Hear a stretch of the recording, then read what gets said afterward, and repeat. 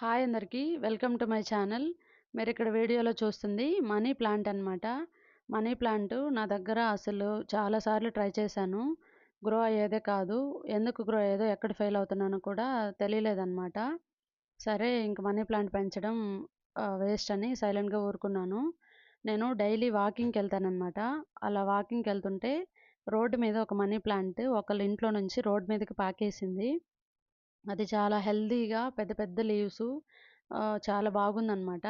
అది చూడగానే మళ్ళీ గ్రో చేయాలి అనిపించింది. అందులో నుండి ఒక స్టెమ్ కట్ చేసి ఇంటికి తీసుకొచ్చాను. తీసుకొచ్చిన దాన్ని ఒక 3, 4 ముక్కలుగా చేసి ఇలా బకెట్ వాటర్‌లో ఉంచేశాను.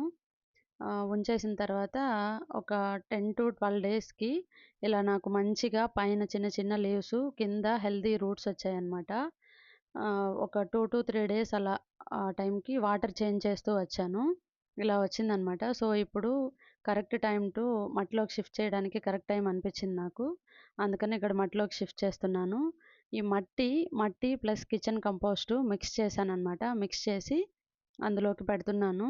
ఎలా గ్రో అవుతదో చూడాలి. మీకు గనక మనీ ప్లాంట్ గ్రో చేయడానికి టిప్స్ అలాగే ట్రిక్స్ ఏమైనా తెలిస్తే నాకు కింద కమెంట్స్‌లో చెప్పండి.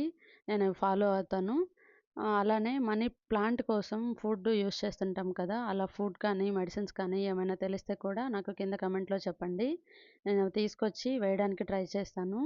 యాక్చువల్‌గా మనీ ప్లాంట్ ఎయిర్ ప్యూరిఫై చేయడానికి బాగా యూజ్ అవుతదనమాట.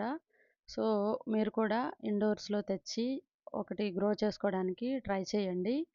కాస్ట్ తక్కువ, ఈజీగా గ్రో అవుతది. మెయింటెనెన్స్ కూడా చాలా ఈజీ కాబట్టి మీరు తెచ్చి పెట్టుకుంటారని అనుకుంటున్నాను. ఆహ్, ఇలానే సపోర్ట్ చేయండి. Thank you for watching. Please like, share and subscribe to my channel.